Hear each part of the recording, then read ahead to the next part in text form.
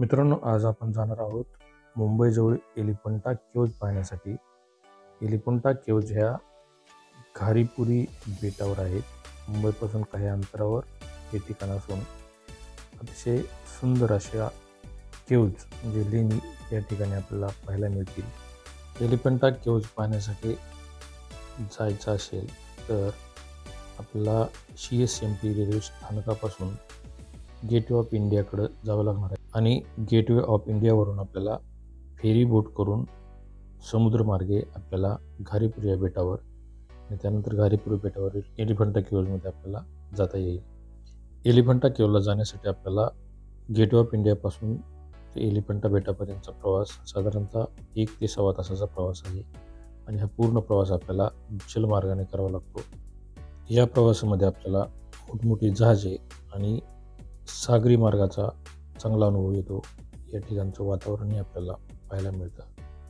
एलिफंटा केव्जला जाण्यासाठी आम्ही gateway of इंडियावरून 185 रुपयाचं तिकीट आम्हाला मिळालेलं आहे आणि आता आम्ही फेरीमध्ये बसून पुढे प्रवास करत आहोत. एलिफंटा केव्ज पाहण्यासाठी बारमाही पर्यटकांची गर्दी असते. एलिफंटा केव्ज पाहण्यासाठी देशातीलच नव्हे तर परदेशातील पर्यटकही मोठ्या प्रमाणात या ठिकाणी जातात.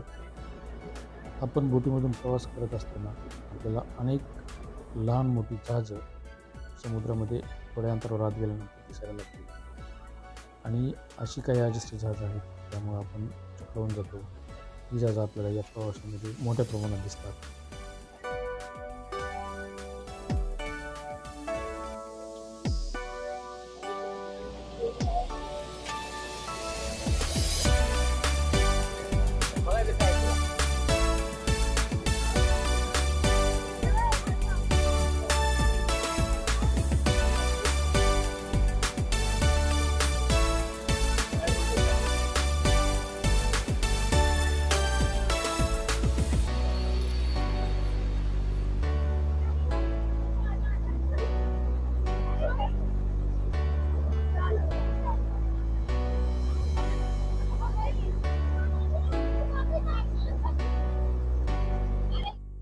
मित्रांनो, आपण या चॅनलवर जर नवीन असाल चॅनलला सबस्क्राईब करा, व्हिडिओला लाईक करा आणि शेअर करायला विसरू नका.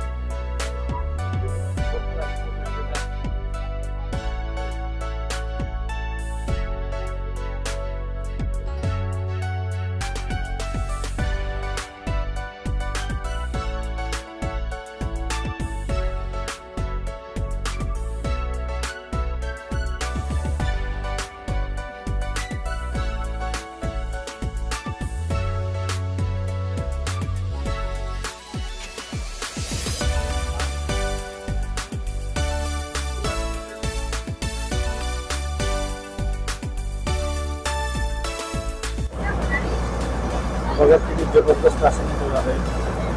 शॉर्टिस जहाज आहे, अतिशय फलाडी असं हे जहाज आहे.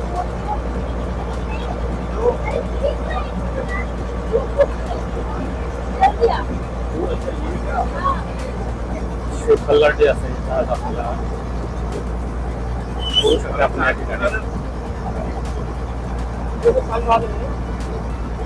किती मोठा जहाज आहे बघ ना.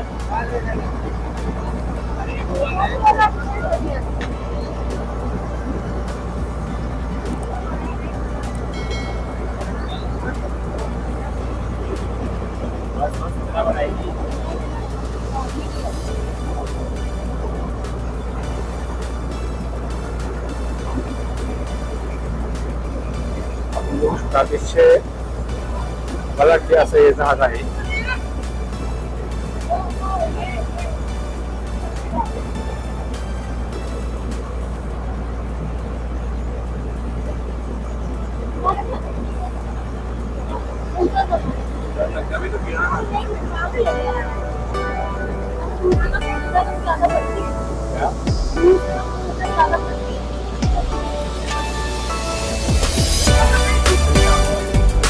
हे घाट तिथून सुरू झालंय. आता या ठिकाणी हे घाट संपलेलं आहे.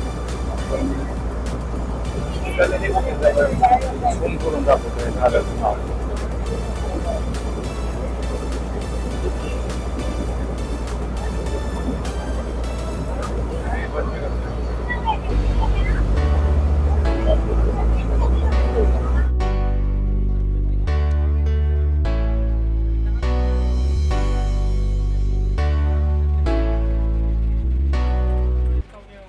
आता आपण आलेलो आहोत घारीपुरी जेट्टीजवळ आणि आता आपण आपल्या जहाजातून उतरू.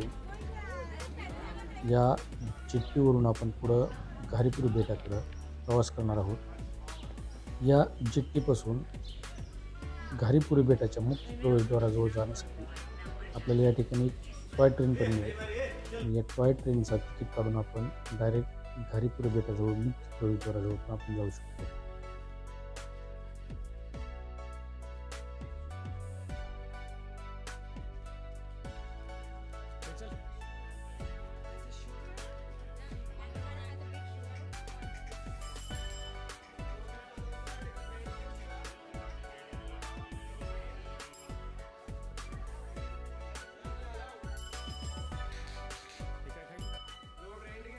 आपण टॉय ट्रेनचं तिकीट न काढता डायरेक्ट आपण चालत जाणार आहोत.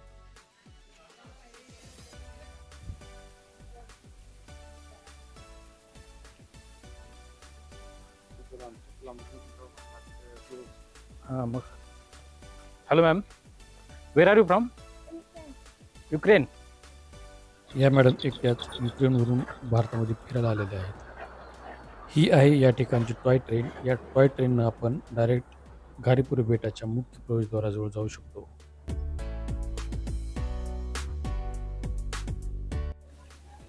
आपण घारीपुरी बेटाच्या मुख्य प्रवेशद्वाराजवळ आल्यानंतर या ठिकाणी आपल्याला ग्रामपंचायत घारीपुरीकडून 5 रुपये शुल्क आकारलं जातं.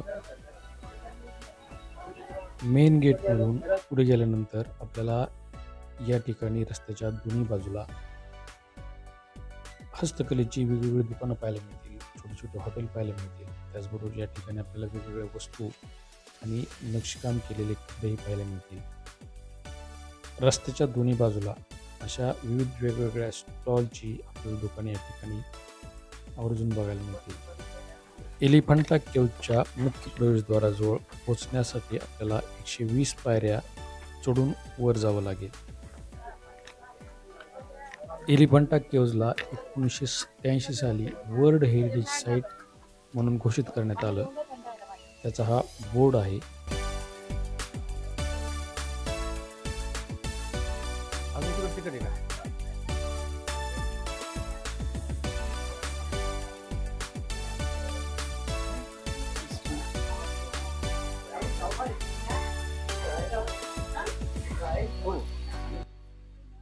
या ठिकाणी आल्यानंतर आपल्याला पर पर्सन 40 रुपये तिकीट काढून आत सोडलं जातं.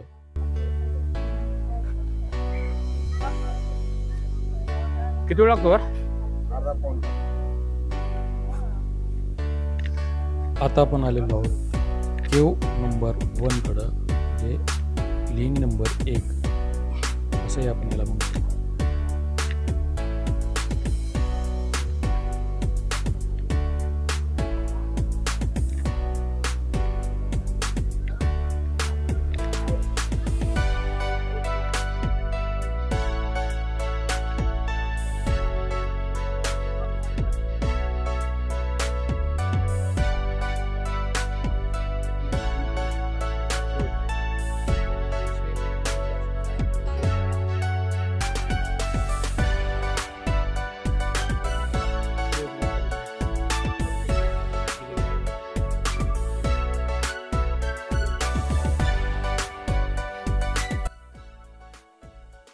असं म्हटलं जातं की या ठिकाणी भगवान शंकराने तपश्चर्या केलेली होती आणि त्याचंच प्रतीक म्हणून या ठिकाणी आपल्याला अनेक शिवमंदिर आणि पिंड या ठिकाणी आपल्याला दिसून येतील.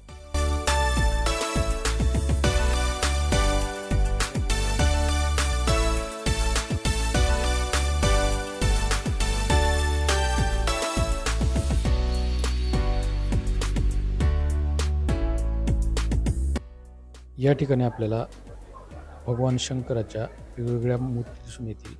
त्याचबरोबर या ठिकाणी गणेशाची ही मूर्ती आपल्याला दिसून येईल. या बेटावर बरेच वर्ष पोर्तुगीजांचं राज्य होतं आणि असं सांगितलं जातं की या मूर्ती पोर्तुगीजांनी खंडित केलेल्या आहेत.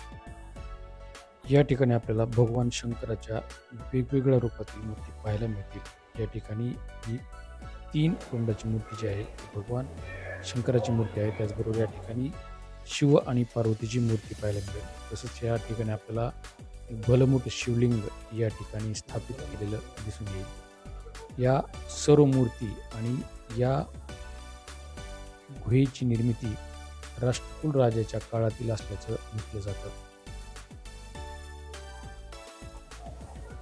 या ठिकाणी या बेटावरील हा जिवंत पाण्याचा स्रोत आहे. या ठिकाणावरून या बेटावर सर्वत्र पिण्याचं पाणी पुरवलं जातं.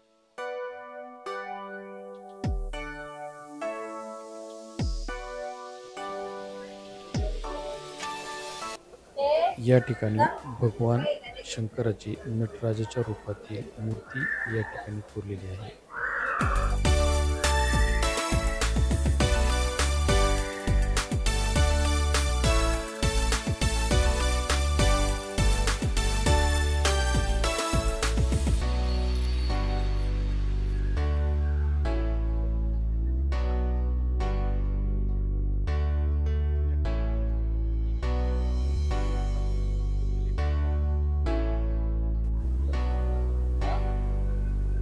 बंद कर.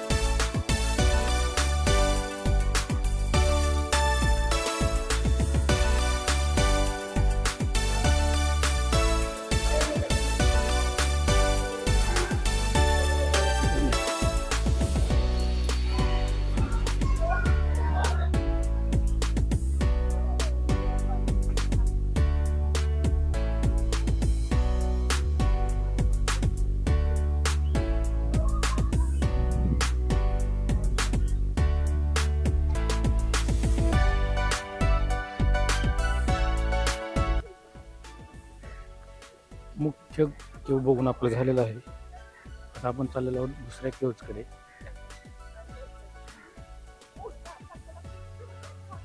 एलिफंटा समुद्राच्या मधोमध्ये एक बेट आहे आणि या बेटावरच आपल्याला एलिफंटा केव्ज दिसून येतील. आता आपण या तिसऱ्या केव्हकडे चाललेलो आहोत.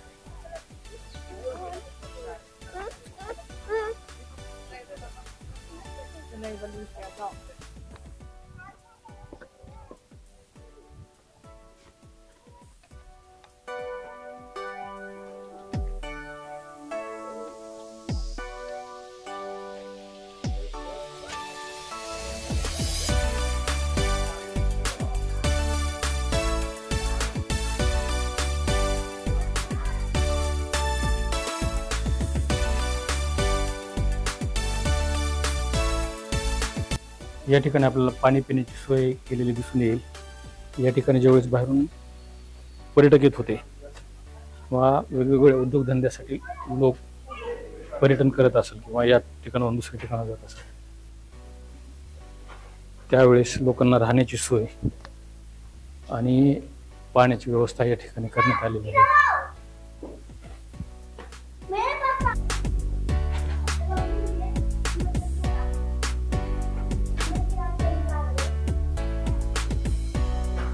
आता आपण आलेलो आहोत तिसऱ्या गुफेकडं.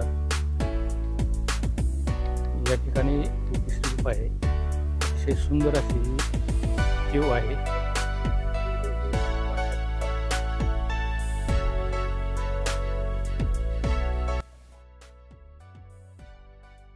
बघू शकता या ठिकाणी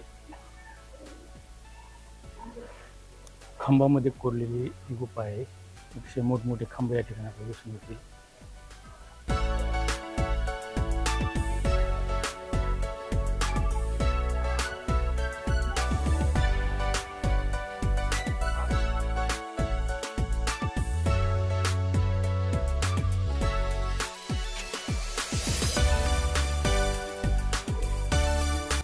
लेणी नंबर 3 पूर्वाभिमुख असलेल्या या लेणीत एका रांगेत 3 कक्ष कोरलेले असून त्यात मुख्य मध्यवर्ती सभागृह आहे. आयताकृती वराने 6 विभागात स्तंभ भारतीय पुरातत्व सर्वेक्षण द्वारा संवर्धित केलेले आहे. गर्भगृहात लिंग मात्र दिसत नाही. राष्ट्रकूट शैली वैशिष्ट्य दर्शवणाऱ्या या विशाल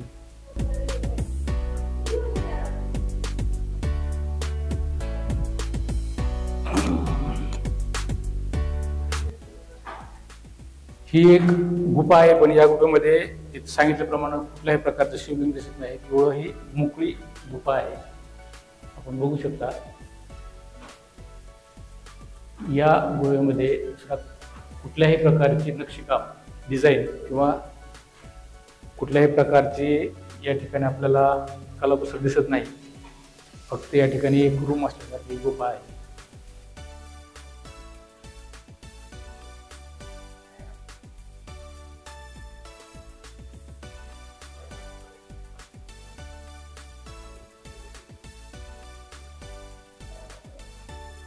डिझाईन काढली. या गुहेसमोर आपण बघू शकता ही अशी जबरदस्त अशी ही डिझाईन आहे.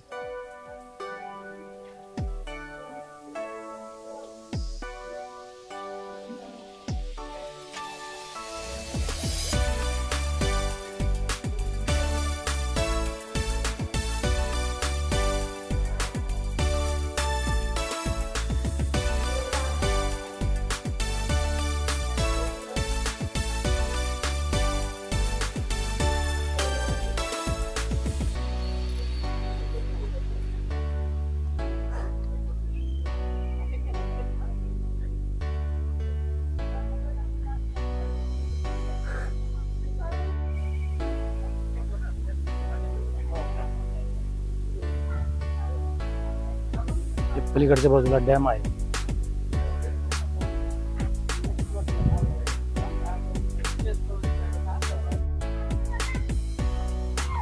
और उधर कितने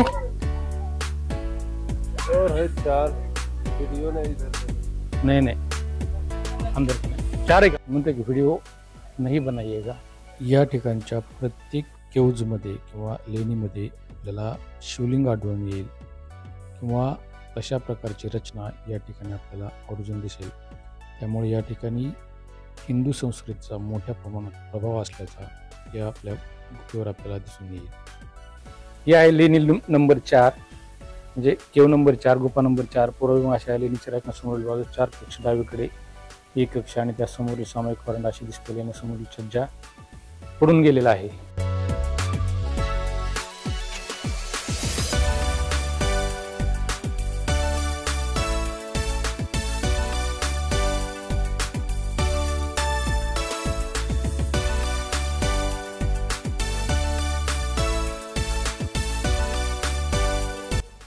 ह्या 2 लेण्या शेजारी शेजारी आहेत आणि या 2 लेण्याच्या मधला काही भाग पडल्यामुळे दुसरी जी लेणी आहे पलीकडची लेणी नंबर 3 या लेणी नंबर 3 मधलाही काही भाग आपल्याला या ठिकाणाहून आपल्याला दिसू शकेल. याची वरची जी रचना आहे याप्रमाणे या ठिकाणी कोरीवकाम केलेलं आपल्याला दिसून येईल.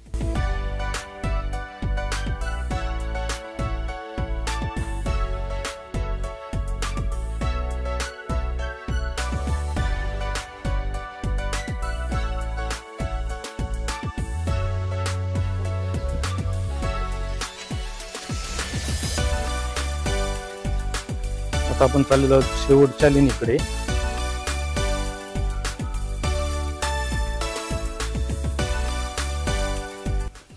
सर्व लेण्या या ठिकाणी एकमेकांना भारतीय पुरातत्व विभागानं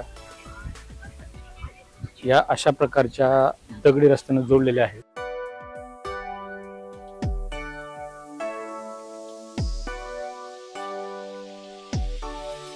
पण चॅनलवर तुम्ही जर नवीन असाल चॅनलला सबस्क्राईब करा, व्हिडिओला लाईक करा आणि शेअर करायला विसरू नका. हा डोंगराळ भाग असल्यामुळे या ठिकाणी आपल्याला मोठ्या प्रमाणात माकडंही पाहायला मिळतील. या ठिकाणी पलीकडच्या बाजूला समुद्र आहे आणि या ठिकाणच्या ज्या एलिफंटा केव्ज आहेत आणि या ठिकाणी दर्शवलेली संस्कृती त्याच्याबद्दल आपल्याला काय वाटतं त्याच्याबद्दलच्या कमेंट बॉक्समध्ये राईट डाऊन करा. आता आपल्या पूर्ण लेण्या पाहून झालेल्या आहेत आणि आता आपण जात आहोत परतीच्या प्रवासावर. आपण पुन्हा भेटूया एका नवीन व्हिडिओमध्ये.